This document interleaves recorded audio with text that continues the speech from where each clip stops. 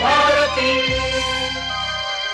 सखी सहेली। सभी सखियों सहेलियों को और सभी श्रोताओं को संगीता श्रीवास्तव और बुआ का नमस्कार। नमस्कार। बुआ जी, देखिए सखी सहेली के पिटारे में आज हर दिन की तरह भी अलग अलग चीजें। हमने तो सोचा तुम मुस्कुरा के निकाल दोगे बस। नहीं नहीं नहीं भाई, श्रोताओं ऐसा इसलिए कह रहे हैं कि अक्सर जब इनसे कुछ बात करो तो ये मुस्कुरा देती है और हमारे श्रोताओं को पता ही नहीं चलता ये अभी भी मुस्कुरा रही हैं। चलो पिटारा खोल दो, फिर बता दो क्या क्या है। बुआ जी देखिए, अब देखिए गर्मियाँ आ रही हैं। अच्छा, हमें तो बिल्कुल पता ही नहीं चला था, स्वेटर उतरा, हमें लगा कि ऐसे ही उतार दिया धोने के लिए। तो जो कटौती है जी, वो सब शुरू हो गई, पानी की। अच्छा, हाँ, वो शुरू हो गई है। तो इस पर भी ध्यान देना है, तो इस पर आज बात करेंगे। और देखो भाई, कटौती हो या नहीं हो, पानी की बचत करना तो हमारी जिम्मेदारी है और इस पर बराबर हमें बात करते रहना चाहिए और सिर्फ बात नहीं, उस पर अमल भी करना चाहिए, है ना। और अगर पेट भरा हो तो फिर बड़ा अच्छा लगता है। और व्यंजन की बात नहीं करते। हाँ, नहीं, पेट भरा रहे तो इसलिए आज व्यंजन की भी बात करेंगे। अच्छा, ऐसा हमें लगा कि तुम कहोगे पेट भरा रहता है तो हम लोग कोई खाने की बात नहीं करते हैं, है ना। नहीं जी करते हैं। तो आज व्यंजन की बात करेंगे और साथ ही साथ बुआ जी, कभी कभी ऐसा होता है कि भाई कुछ काम करने का मन नहीं करता। कभी कभी मतलब अभी तो हमें ऐसा लग रहा है, मतलब चलो ठीक है, पहले विषय बता दो तुम। क्या तो जब आलस सताए तो फिर क्या करना बस चाहिए? अगर ये विषय है तो हमें लग रहा है अभी हम बुरिया बिस्तर लपेटे अपना और पतली गली से निकल जाए। इतना आलस से आ रहा है। हाँ। लेकिन भाई दिन ऐसा है कि आज इस पर तो बधाई बनती है, राष्ट्रीय विज्ञान दिवस है, तो हमारे सभी श्रोताओं को बधाई और शुभकामनाएं देते हैं। और ये विज्ञान दिवस के माध्यम से ही ये जो राष्ट्रीय नेटवर्क है हमारा और आपका मिलन का जो ये मंच है, हम मुलाकात करते हैं, ये विज्ञान की ही देन है। हमारे साथी समझ गए होंगे, विविध भारतीय राष्ट्रीय नेटवर्क से जो हमारी मुलाकात है और आपसे जो हम मुलाकात करते हैं, इसके माध्यम से ये सब विज्ञान के ही माध्यम से हो रहा है जी। और बढ़िया बढ़िया गीत भी तो सुनते हैं बुआ जी, सब कुछ। तो राष्ट्रीय विज्ञान दिवस की बात करते हैं। हर साल 28 फरवरी को भारत में राष्ट्रीय विज्ञान दिवस मनाया जाता है, जिसमें विज्ञान से होने वाले लाभ के प्रति समाज में जागरूकता लाना और वैज्ञानिक सोच को जन जन में विकसित करना इसका मुख्य उद्देश्य है। राष्ट्रीय विज्ञान और जो विज्ञान एवं प्रौद्योगिकी परिषद, इसके साथ विज्ञान और प्रौद्योगिकी मंत्रालय के तत्वाधान में ये दिन प्रत्येक 28 फरवरी को मनाया जाता है।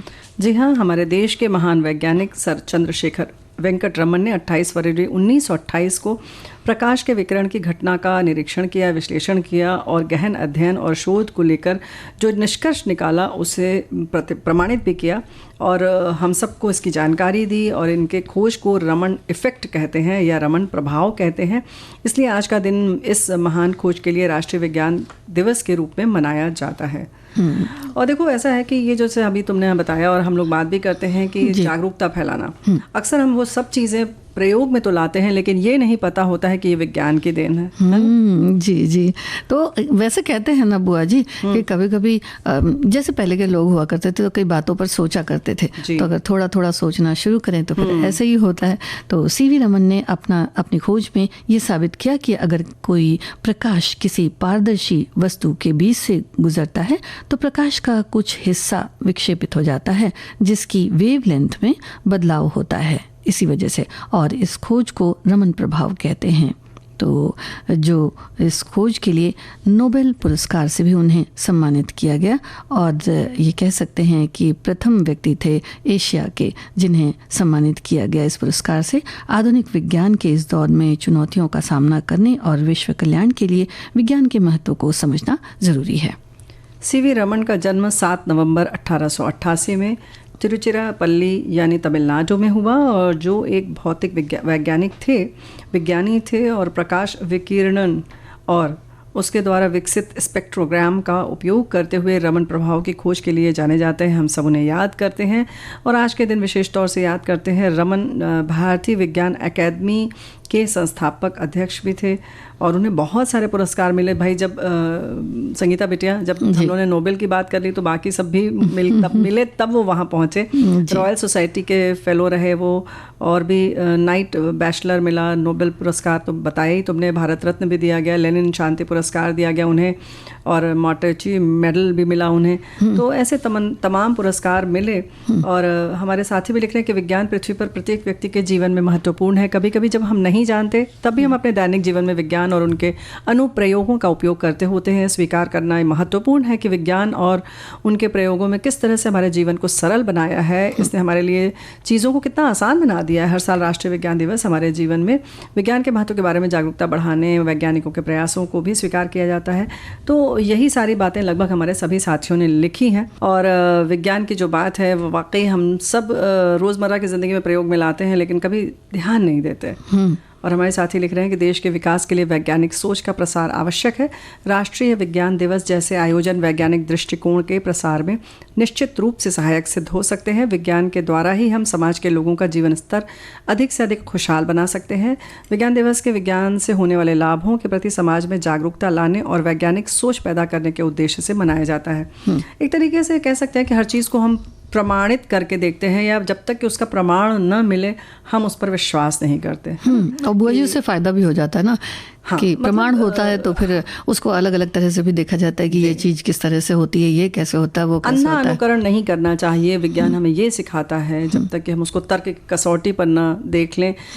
रोज़मर्रा की ज़िंदगी में भी है ना संगीता, देखो ऐसा होता है कि हम कुछ भी किसी ने कहा, मान लिया अरे इसके खाने के बाद ये होता है, उसके बाद ये होता है, और वहाँ ऐसा होता है, इस रंग में ये होता है, उस रंग में ये होता है, ये अपशगुन होता है, ये शगुन होता है जी। इन सारी चीज़ों को तर्क की कसौटी पर कसना हमारी जिम्मेदारी, और ये विचारधारा हमें कहीं ना कहीं विज्ञान देता है। जी जी। और बड़े सारे सवाल भी रहते हैं बुआ जी कि अगर पानी में नाव चल रही है तो भाई कैसे चलती है, डूबती क्यों नहीं है, इतने सारे लोग बैठ जाते हैं तो लेट गए तो फिर देख सुई डूब जाती है और बड़ा सा जहाज जो है वो जहाज चलता रहता है, चलता रहता है और पटरा भी चलता रहता है। पटरे को भी अगर डाल दिया जाए, पटरा तो नहीं, लेकिन लोहे की जब बात आती है कि इतना लोहे का जहाज होता है, वो तैर रहा होता है, पानी की सतह पे होता है जी। तो कहीं ना कहीं उसमें विज्ञान छुपा है। और बच्चों को इसके प्रति प्रेरित करना कि वो भी जिज्ञासु हो और उसके तर्क को समझे कि क्यों ऐसा हो रहा है, इसके पीछे की कौन सी तकनीक है। और जो बुआ जी आप कह रही थी कि इंद्रधनुष भी है, जब निकलता है तो इतना सुंदर लगता है, तो ये भी बच्चों में बड़ा एक कौतूहल का विषय होता था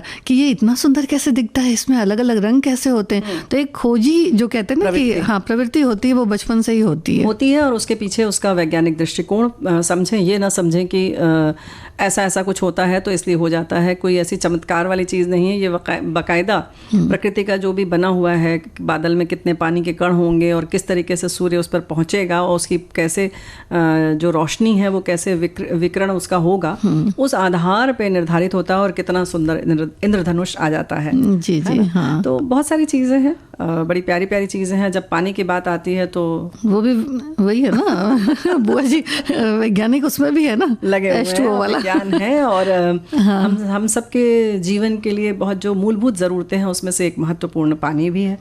तुरंत पानी की बात आती है तो झरने याद आ जाते हैं, नदियाँ याद आ जाती हैं, है ना, घर का नल भी याद आ जाता है। हाँ, नल तो बहुत याद आता है क्योंकि उसको तो पहले दुरुस्त कराना पड़ता है ना बुआ जी। कराना पड़ता है, लेकिन जब बहता रहता है तो हम उसको वैसे ही छोड़ देते हैं, नल खोल देते हैं और पानी बहता रहता है। तो इस बारे में आज हम लोग ध्यान आकर्षित करना चाहेंगे अपने साथियों का कि कहाँ कहाँ हम पानी की बचत हम कर सकते हैं और कहाँ कहाँ हम उनको नष्ट करते हैं ना। जैसे क्योंकि गर्मी जैसे तुमने कहा शुरू हो ही गई है, तो हम ज़्यादा से ज़्यादा पानी जो है वो बहाते हैं, प्रयोग में लाते हैं।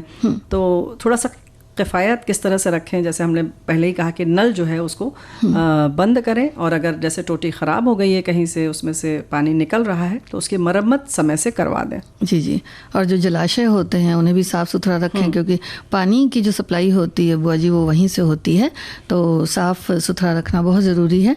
और जहाँ तक मतलब नल वगैरह की बात है, तो अगर नल से तो पानी लेकर के नहाते ही हैं हम लोग, लेकिन बुआ जी उसकी जगह अगर शावर वगैरह इस्तेमाल किया जाए तो उससे काफ़ी कम पानी जो है शावर से बहुत ज़्यादा पानी प्रयोग में आता है। हाँ, वो नहाने में अच्छा लगता है वही तो ज़्यादा नहा लेते हैं। लेकिन उससे ज़्यादा अच्छा ये है कि अगर बाल्टी में रख के मग्गे से नहाया जाए तो पानी कम होता है नष्ट। तो इस बात का ख्याल रखें। और जी जी बिल्कुल, वाटरिंग कैंस का भी इस्तेमाल कर सकते हैं, जो वो झरने जैसा जो होता है ना, पानी देने वाला पौधों को। हाँ, तो उसका भी इस्तेमाल कर सकते हैं, जिसको हजारा कहा जाता है। अच्छा, अच्छा जी जी।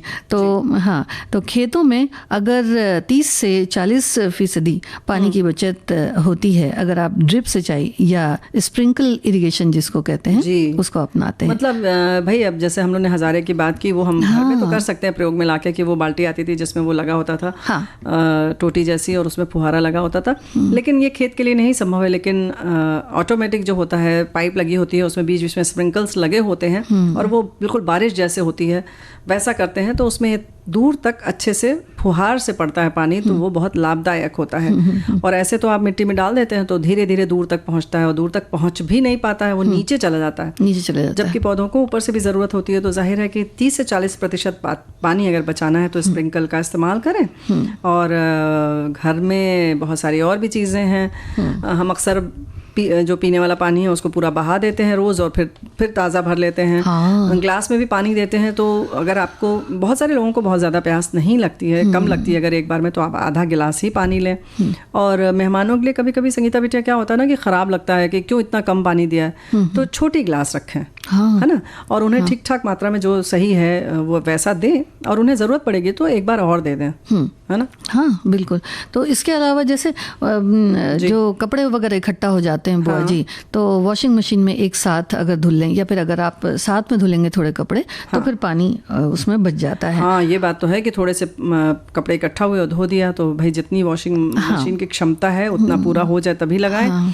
और हो सके तो उसमें जो कहते हैं ना निचोड़ने वाला जो यंत्र है, उसके पहले उसको रोक दें तो अच्छा रहेगा। उसमें बहुत ज़्यादा बिजली जाती है और पानी भी नष्ट होता है, तो उसके पहले अगर आप कर लेंगे तो अच्छा है। और बहुत सारे उसमें जो कहते हैं ना बटन होते हैं, जो उसका सिस्टम होता है, तो अक्सर आप हैवी पे लगा है तो उसी पे लगा दिया, भले ही आप बहुत कोमल कपड़ों को धो रहे हैं। तो इन सब चीज़ों का ख्याल रखें, क्योंकि उसमें कम पानी की ज़रूरत पड़ती है। पर्दों आदि के लिए अलग होता है, तो कहीं ऐसा तो नहीं कि आप उसका प्रयोग कर रहे हैं सारे कपड़ों के लिए, है ना, तो उसमें बहुत पानी नष्ट होता है। क्योंकि वो पर्दे धोने के लिए जितने पानी चाहिए उतने आपके सिल्क के कपड़ों धोने के लिए तो नहीं चाहिए, है ना जी। तो इन सब चीज़ों का ख्याल रखिए। हाँ, और जैसे गाड़ी वगैरह है उसको धुलने में बहुत सारा, अच्छा कई बार ऐसा भी होता है बुआ जी, धुली हुई गाड़ी को भी धुल दिया जाता है। हाँ, तो फिर ये तो फिर गड़बड़ है, और गड़बड़ तो बहुत है। इस चक्कर में संगीता बेटा, हमारे पड़ोस में एक जन थे, उनका वही है कि जो आता था सेवक वो रोज धोता था बड़े में से, तो ये लोग भी खुश रहते थे कि चमक रही है गाड़ी, लेकिन खराब भी बहुत जल्दी हो गई, सब इंजन में भी पानी जाने लगा। तो फिर क्या किया जाए, तो बेहतर यही है कि उसको पोंछा जाए, जहाँ तक हो सके सूखे कपड़े से, फिर गीले कपड़े से पोंछिए, धोने की जरूरत नहीं है बहुत ज्यादा। और इसमें भी वो इस्तेमाल कर सकते हैं जो स्प्रे आता है। और इसी तरह से ना बुआ जी, जैसे ग्राउंड फ्लोर वाले घर होते हैं, जैसे बंगलोज वगैरह होते हैं, तो उनमें देखा जाता है कि सुबह और शाम पानी की सप्लाई तो होती ही होती है, और अच्छी खासी होती है। तो मतलब कि रोज ही एक तरह से देखा जाए तो खूब धुलाई होती है, खूब धुलाई होती है, बहुत धुलाई होती है। तो धुलाई होनी चाहिए, लेकिन धुलाई जो होती है ना बुआ जी, वो कई बार बड़ी आसान भी पड़ती है कि भाई सीधा पानी उठाया और सीधा उसको बहा दिया, हाँ धो दिया, तो एकदम साफ हो जाएगा। उसमें ना झाड़ू लगाने की जरूरत है, ना फिर पोछा लगाने की जरूरत है, ना कुछ करने की जरूरत है। ये तुमने झाड़ू वाली जब बात की, तो झाड़ू न लगाना पड़े इसके लिए और ज्यादा हम पानी बहाते हैं। हाँ। यहाँ पर भी एक स्प्रिंकल जो आता है, जो जेट जैसा आता है, उसका अगर प्रयोग करेंगे और फोर्स से पानी जब जाएगा तो आपको झाड़ू भी नहीं लगाना पड़ेगा, और पानी भी जितना आप धोने में प्रयोग में आता है उतने में आपका दोनों काम हो जाएगा। तो कुछ यंत्र जो आते हैं, अब यहाँ पर फिर तकनीक वाली बात आ गई, जो तकनीक ने बनाया है तो उसका प्रयोग कीजिए। पानी एक सीमित संसाधन है, हमारे साथी लिखते हैं, और बढ़ती हुई वैश्विक आबादी के साथ स्वच्छ पानी की मांग भी बढ़ रही है। जल संरक्षण हमारे लिए बहुत महत्वपूर्ण है। पारिस्थितिक तंत्र, कृषि, उद्योग और मानव कल्याण को बनाए रखने के लिए ये अति आवश्यक है। जल की प्रत्येक बूंद हमारे लिए बहुमूल्य है, इसका बचाव करने का प्रयास किया जाना चाहिए। औद्योगिकीकरण और शहरीकरण के कारण तालाबों, नदियों और झरनों में पानी की लगातार कमी हो रही है। भूजल का स्तर गिर रहा है, जो भविष्य में जल संकट का कारण बन सकता है। जी, अच्छा लिखा इन्होंने। और बुआ जी, ये देखिए, एक हमारे और श्रोता ने लिखा है कि जल ही जीवन है। ये जुमला हमेशा सुनते हैं। गर्मी में पानी ज़्यादा खर्च होता है। अगर गार्डन है, गाड़ियाँ हैं, तो कपड़े धोने के समय थोड़ा साफ पानी जिसमें साबुन ना हो काम आ सकता है।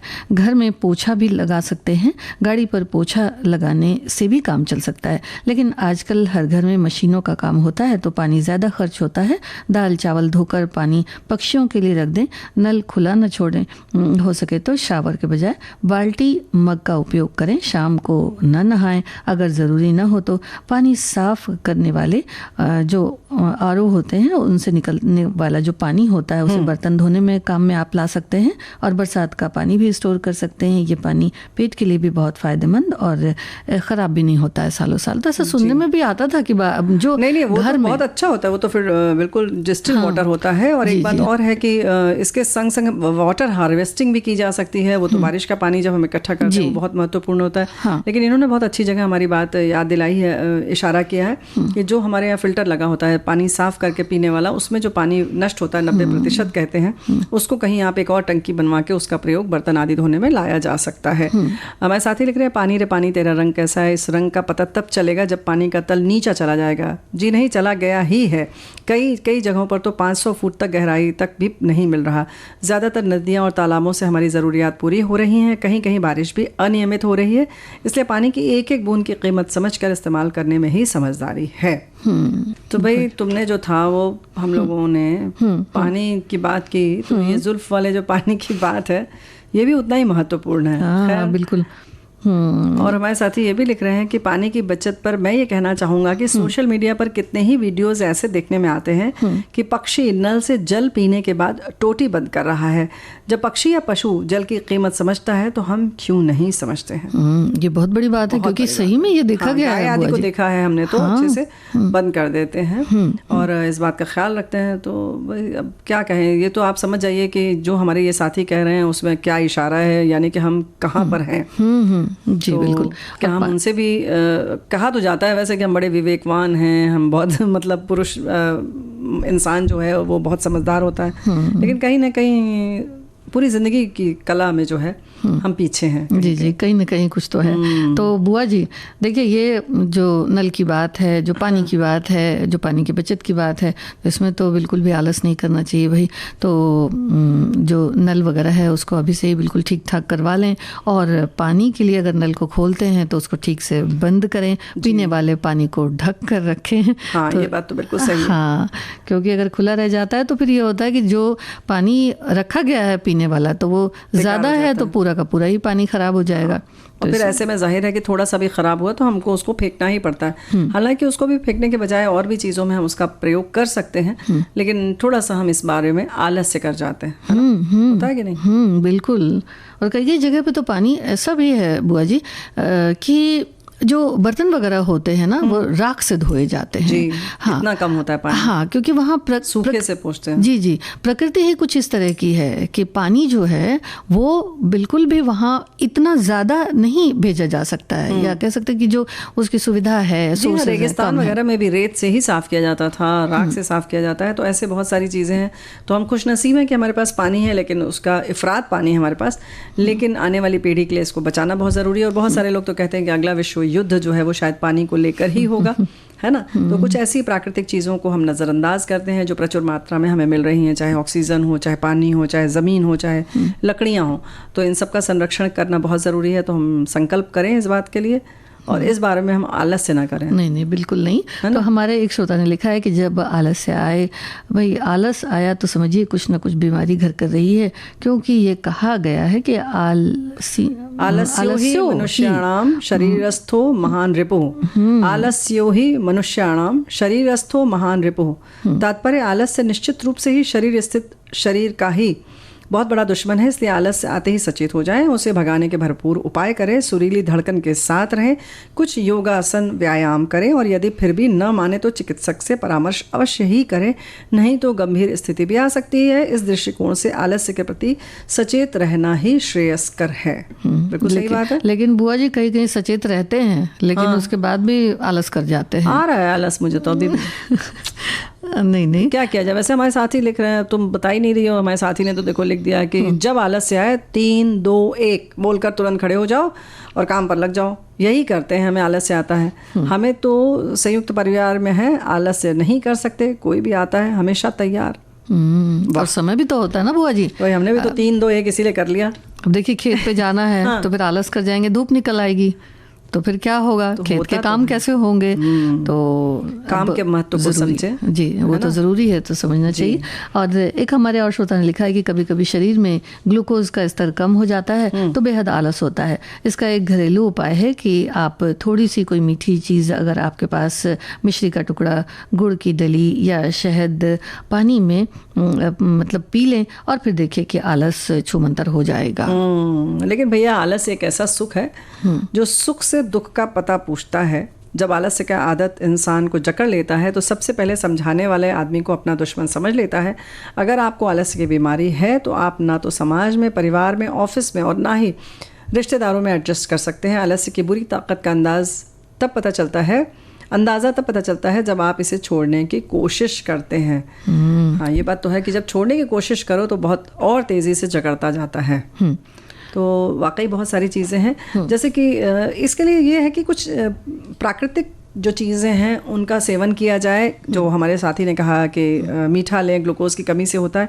उसके संग संग कुछ ऐसी आदतें डालें जिसमें आपको रुचि आए, मज़ा आए। जैसे बागवानी करना है, घर से चले जाएं, दूध लेने चले जाएं, ब्रेड आदि लेने चले जाएं, कोई सामान ऐसा रोज बांध लें कि हमें ये खरीदना ही है, जाकर फूल खरीदने हैं, है ना। तो गजरा लगाने का शौक है तो सुबह चली जाइए, गजरा खरीद लाइए, है ना, मन खुश हो जाएगा। हाँ, हल्के फुल्के जैसे अगर काम सामने दिख रहे हैं भाई तो उसको भी अगर हम करते चलेंगे तो धीरे धीरे नहीं दिखाई देता है। संगीता बेटी, ये तुम गलत फहमी में हो कि मतलब शौक ही करें कम से कम। आलस से जब आता है तो सामने का रखा काम नहीं दिखाई देता, लगता है हो ये तो कुछ है ही नहीं है, अरे उठेंगे तब कर लेंगे, 2 घंटे बाद कर लेंगे। जो गीत होते हैं ना बुआ जी, वो भी तो कुछ इस तरह के होते हैं। अरे बिल्कुल, एकदम ऐसे जो ऊर्जा भर देते हैं। तो फिर तो आप अगर बैठे भी हैं तो हाथ पैर आपके थिरकने लगते हो। कहीं नृत्य वाला, जैसे अभी ये धुन बजी या कोई नृत्य वाला गीत हो, तब तो वाकई आलस से भाग जाता है।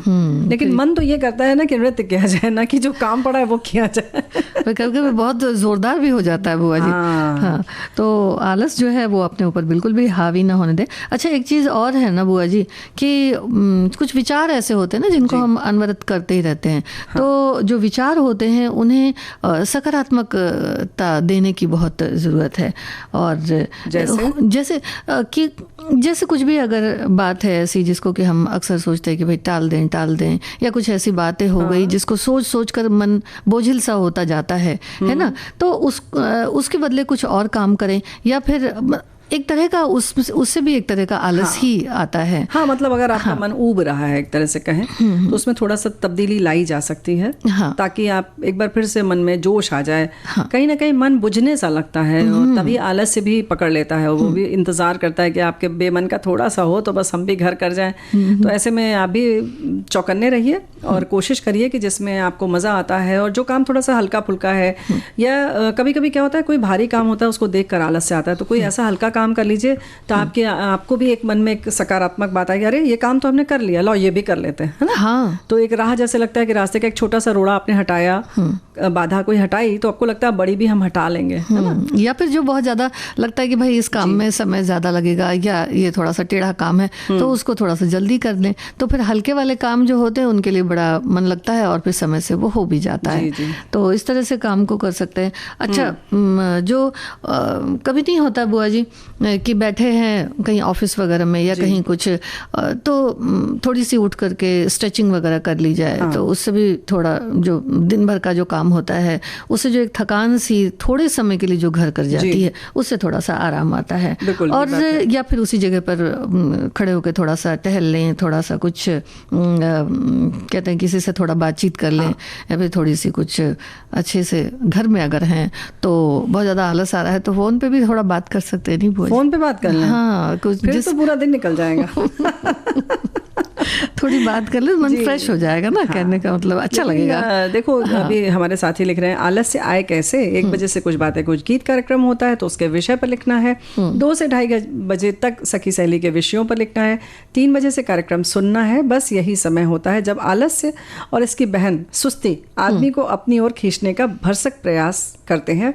प्रयत्न करते हैं। विविध भारती के रसिया इससे अप्रभावित रहते हैं। चूंकि हम पुरुष इन दोनों कार्यक्रम में मग्न रहते हैं तो श्रीमती जी भी हमें ताने उलाहने देकर अपना आलस से दूर भगाती हैं। क्या बात है। तो भाई पूरा परिवार में यानी कि सब पत्नी आप लोग लगे हुए हैं, इसके लिए आप लोगों का बहुत बहुत धन्यवाद। और हमारी बहनें भी इसमें लगी रहती हैं। कैसे भगाया जाए? ये बसंती हवा शरीर में आलस्य पैदा करती है, ऐसा लोग कहते हैं। ये बौराई हवा शरीर को बौरा देती है। तो ये हमारे साथी ने लिख के भेजा, ऐसा मत सोचना हम कह रहे हैं। तो फिर मतलब मौसम और हवा को कह रहे हैं? नहीं, होता है असर तो आता है थोड़ा बहुत। अब जैसे कि आजकल है थोड़ा बहुत, अगर मतलब ऐसी होती है ना दोपहरी कि गुनगुनी धूप है हल्की हल्की सी, तो लगता है लो सो जाओ तो ज़्यादा अच्छा है, अच्छा लगता है। बहुत गर्मी हो तो भी नींद नहीं आती, बहुत ठंड हो तो भी नहीं आती है। मतलब वो समझ ही में नहीं आता क्या मौसम चल रहा है। तो फिर ये लगता है बस सो जाओ थोड़ी देर और। जब आलस से आता है तो समझो बहुत बढ़िया मौसम चल रहा है। इससे अच्छा तो कोई मौसम ही नहीं हो सकता। लेकिन भाई हमारे साथी ने अभी जैसे गाने में बताया ना, तो नीलाम कर दिया जाए, क्योंकि प्रगति के लिए बहुत ज़रूरी है कि काम किया जाए, है ना बुआ जी। और एक और हमारे श्रोता ने लिखा है कि अगर आलस इंसान में है तो उस व्यक्ति की प्रगति में दूसरे लोग कम बाधक होते हैं, खुद अपनी प्रगति में ज़्यादा बाधक होते हैं। यही बात सामने आती है कि अपनी सुविधा और आज का काम कल पर टालने की वजह से उन्हें असफलता मिलती है। हम कुछ नया करना चाह रहे हैं और आजकल लगाए हुए हैं, तो वो नया कार्य कोई और कर जाएगा, ऐसे में सिर्फ निराशा ही हाथ आती है। यानी आज और कल करेंगे वाली बात है कि आज करेंगे कल करेंगे ऐसा लगा रहता है। आलस से बड़ी समस्या है काम में मन ना लगे तो आलस से स्वाभाविक है। खास तौर पर दोपहर के खाने के बाद आलस से आ जाता है। आलस भगाने के लिए चाय का उपयोग हम करते हैं या फिर थोड़ा टहल लेते हैं। तो थोड़ा टहलना बहुत अच्छी बात है, और चाय की जिसकी आदत है तो वह ठीक है, तो पी लीजिए, कोई बात नहीं। अधिक सर्दी है तो कभी तेज गर्मी का दौर चलने लगता है। तो इस बदलते मौसम का असर शरीर पर भी दिखने लगता है। तो इस तरह से आप पहचान सकते हैं कि खुद को अधिक तेजी और थका हुआ फील करते हैं, लेजी और थका हुआ फील करते हैं। किसी काम पर फोकस करने में दिक्कत होने लगती है और चीज़ों को समझने में, डिसीजन लेने में भी दिक्कत होने लगती है। और आयुर्वेद के अनुसार लिखे हैं कि बदलते मौसम में शरीर में कफ बढ़ने लगता है। बढ़ा हुआ कफ शरीर में भारीपन बढ़ाता है और इससे आलस की समस्या होने लगती है। जब आलस और हैवीनेस की समस्या एक साथ होती है तो इससे आपका फोकस प्रभावित होता है और मन लगाकर किसी भी काम को करने में समस्या होने लगती है। यही तो हम कह रहे थे कि भाई ऐसा है कि ये मौसम का भी थोड़ा सा प्रभाव तो है। अब मौसम को महत्व दीजिए, ऐसा आप उसको नज़रअंदाज नहीं कर सकते। वो देखो जोश उत्साह जो है वो आपके बहुत गर्मी में नहीं रह पाता है, कहीं ना कहीं गर्मी का प्रभाव होता है। हमारी जो ऊर्जा है वो क्षय हो जाती है, या कहीं ना कहीं हम थकते जल्दी हैं। इसीलिए कहते हैं ये जो मौसम अभी गया है और अभी तक जो है इसमें व्यायाम आदि किया जा सकता है, फिर आलस आ जाएगा। खैर, लेकिन इसके महत्व को समझे, अपने काम के महत्व को समझे। और आलस से जो है वो हम करते हैं। मौसम थोड़ा सा अपना असर डालता है, लेकिन आपकी जो दृढ़ इच्छा शक्ति है उसके पीछे जो है वो मौसम भी हार जाएगा। तो हम यही कहना चाहते हैं। हाँ, तो कहीं ना कहीं ये जैसे कि है जो आजकल पैक्ड फूड है ये सब ना खाएं, पौष्टिक चीज़ें खाएं। तो हमारे साथियों ने भी जैसे लिखा है ना, शरीर में कहीं स्वास्थ्य की कमी होती है इसलिए भी ऐसा होता है। तो भाई जाहिर है कि स्वास्थ्य तो हमारे हाथ में, हमारी मुट्ठी में है। तो खाना पीना सब हमारे हाथ में है। इसके लिए बहुत पैसे की जरूरत नहीं है कि महंगी चीजें खाएं, लेकिन मौसम के फल आदि खाते रहें और मस्त रहिए। और जो अपनी दिनचर्या है ना बुआ जी, उसको भी ठीक ठाक रखने की कोशिश करें। कि जैसे एक्सरसाइज बहुत ज़रूरी है। अब कुछ इस तरह से हो जाता है कि खान पान में भी जो है वो इधर उधर सा होने लगता है, तो उस पर भी ध्यान। कुछ एक जो कभी डाइट वगैरह भी है उससे भी फर्क पड़ता है, तो उसको आप बैलेंस्ड रखें।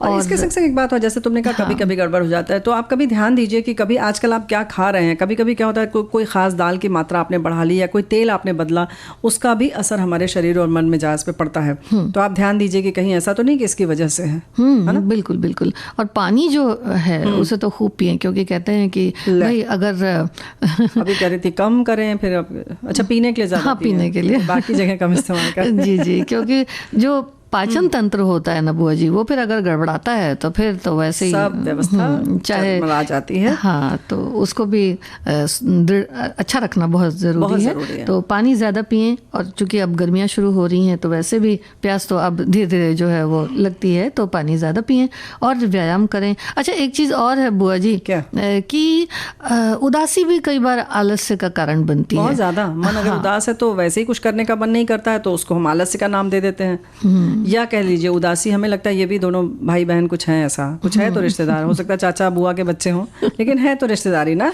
है ना। ऐसे उदासी है तो बैठे हुए हैं तो अपने तैयार होने का भी मन नहीं करता है। तो ऐसे में कभी कभी अगर आपको आलस से आ रहा है तो खुद तैयार हो जाइए अच्छे से, सज संवर लीजिए। हमें लगता है कहीं ना कहीं आप खुश हो जाएंगे, तो खुद से मोटिवेट हो जाइए, कह सकते हैं। अपने आप को प्रेरित करिए कि हाँ बहुत अच्छा लग रहा है हमको। खुद सोचिए कि हाँ बहुत अच्छा लग रहा है, कितना अच्छा तो लग रहा है, ये मौसम कितना अच्छा है, ये दीवार कितनी अच्छी है ना। कुछ अच्छे से फूल देख लीजिए या जो भी आसपास है उसे देखकर आप खुश होइए, कितना सुंदर रंग है।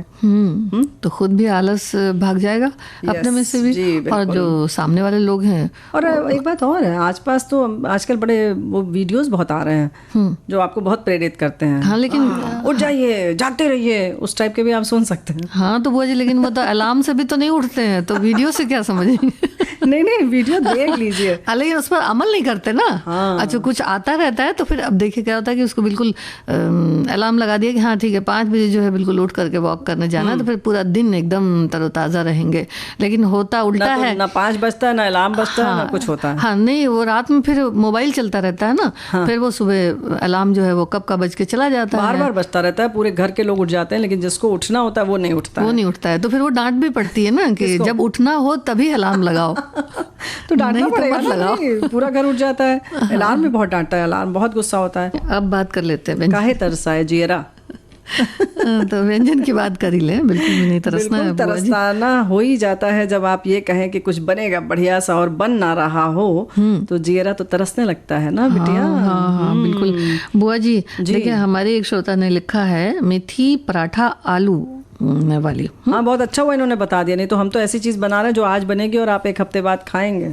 हम तो वही बताएंगे आज। हाँ जी। तो इन्होंने लिखा है कि गेहूं के आटे में थोड़ा बेसन, कटे हुए मेथी के पत्ते और कुटी हुई लहसुन, मिर्च, मेथी साग की बात कर रहे हैं हम। हाँ, मेथी साग, जी। तो नमक, अजवाइन, मंगरेल और इसको नमक दही के साथ मुलायम गूँथ लें, यानी नमक जो है वो अंदाज से डालकर उसे मुलायम गूँथ लें। अगर आपके पास दही नहीं है तो आप इसे थोड़े से तेल डालकर पानी से गूंद लें। उबले आलू में थोड़ा नमक, अमचूर, कुटी लहसुन, अदरक, हरी मिर्च, धनिया के पत्ते मिलाकर आप इसकी जो फिलिंग है उसको तैयार कर लें। और मेथी वाले आटे की जो लोइयां हैं उनमें आलू को भरकर छोटे छोटे पराठे बना लें। आप इसे कचौड़ियों की तरह भी बना सकते हैं। किसी भी तरह की मीठी खट्टी चटनी दही के साथ बहुत अच्छी लगती है। जो मेथी नहीं खाते वो भी इसे चाव से खाएंगे। आलू के मसाले भी आप बारीक प्याज में काट के मिला सकते हैं, और नहीं खाते हैं तो लहसुन और प्याज को हटा दें, यानी स्किप कर सकते हैं। क्या बात है, ये तो बहुत मज़ेदार होता है। वैसे केवल मेथी का जो पराठा होता है वो भी बहुत अच्छा होता है। मेथी का साग ऐसे ही छांट लीजिए, उसको बारीक बारीक काट लीजिए, हल्का सा इसमें भाप लगा दीजिए, और उसके बाद गेहूं के आटे में, या नहीं तो आप ज्वार, बाजरा, रागी, इन सब के आटों में भी 50-50% मतलब आधा दोनों मिलाकर आटा, इसमें ये मेथी का थोड़ा सा बेसन का आटा भी मिलाइए। हम तो यही करते हैं। समझ गई? ऐसे हक्का बक्का देख रही हो तो गेहूं का आटा, ज्वार, बाजरा, रागी का आटा, जो भी आपके पास है वो, और बेसन जरूर इसमें मिलाइए। मेथी के संग बेसन बहुत अच्छा लगता है। फिर इसमें हींग डाल दें, थोड़ा सा अजवाइन डाल दीजिए, उसके संग संग सफेद तिल आप डाल दें, और वही मैं कहने वाली थी। बस चेहरे से हमें पता चल गया, हमने डाल दिया। फिर उसके बाद इसको अच्छे से सान लीजिए। चाहिए तो थोड़ा तेल डाल लीजिए, नहीं तो कोई ज़रूरत नहीं है उसकी। और उसके बाद अच्छे से, अगर आपको पूड़ी इसकी तलनी है तो जाहिर है कड़ा बनाइए, सान लीजिए, और नहीं तो आप उसका पतला पतला जैसे ठेपला बनता है, ठेपला जो बनता है वो भी वैसा बना सकती है। ठेपला वो होता है सिर्फ रोटी की तरह बेल के, और उसको आप सेक लीजिए। हालांकि ठेपले में जो है मेथी का जो है साग उबाला नहीं जाता, कच्चा रखते हैं, लेकिन अभी हम भाप डाल के बनाने लगे तो अच्छा लगने लगा। और आप वैसे भी कर सकते, नहीं तो परत वाला जो आटा, अरे पराठा बेला जाता है ना, पूरा गोल बेल के फिर उसको आधा परत लगा के घी लगा के वो करते हैं, फिर एक परत और उसको मोड़ते हैं, तिकोना बना के फिर बेलते हैं, वैसे भी आप बना सकती हैं। तो बहुत सारे ऐसे तरीके हैं, लेकिन मेथी का ऐसा पराठा बनाइए, खाइए, खिलाइए। आलू के चिप्स खाने का मन हो, बनाना शुरू कर दे। वैसे भी बाजार में आजकल ना एकदम सुडौल एक बड़े बड़े आलू एक रंग आ रहे हैं। अच्छी जगह आप देखें अगर मंडी में, तो ऐसे समझ में आ जाता है कि बुला रहे हैं कि आप हमें खरीदिए, आइए और हमें बनाइए, चिप्स बनाइए। हाँ, तो जल्दी से बना लेते हैं बुआ जी। कैसे? नहीं तो समय हो जाएगा। कैसे बताओ ना फटाफट। आलू अच्छा, को समय नहीं बचा, उबाल लीजिए। हाँ जी। नहीं, आलू उबालना नहीं है भाई, नहीं मतलब उबाल तो भी चिप्स ही बन सकती है, यानी छील लीजिए उसको। चाहे तो आप बहुत ज़्यादा बनाना तो एक दिन पहले आप उसको धो काट के रख लीजिए अंदर से, मतलब धो के छील के रख लीजिए। हाँ, और रात में भी आप चिप्स काट सकते हैं और सुबह इसको गरम गरम पानी उबालिए, पानी को, और उबलते हुए पानी में डालिए, नमक डाल दीजिए और बस 2 मिनट के बाद निकाल दीजिए और छान के फैला दीजिए बस। अगर साफ करने के लिए आप फिटकरी भी इसमें डाल सकते हैं तो सफेद बनती है, नहीं तो वैसे हल्की पीली भी अच्छी लगती है। नमक मन, जी नमक मन हो तो डालें और नहीं, हाँ, तो ना डालें। और सेंधा नमक डालिए तो व्रत में भी खा सकते हैं। व्रत की पूरी तैयारी होनी चाहिए फिलहाल। हाँ हाँ। और वैसे भी बुआ जी अगर जल्दी इंस्टेंट बनाना है तो जो बड़े वाले आलू होते हैं उनको खटाखट घिस करके और तुरंत अगर तल लिया जाए, लेकिन वो बहुत पतले घिसे जाते हैं, तब वो चिप्स बड़ा अच्छा कुरकुरा बनता है। लेकिन उससे पहले इसमें एक बात और ख्याल रखना है कि उसको बहुत अच्छे से आप धो लीजिए बार बार, मतलब घिसने के बाद, यानी जितना स्टार्च उसमें है कार्बोहाइड्रेट निकल जाए तब कुरकुरी बनती है, नहीं तो मुलायम रह जाती है। बहुत सारी और भी टिप्स हैं, हम बताएंगे अगली बार जरूर। सभी को संगीता श्रीवास्तव और बुआ का नमस्कार। विविध भारती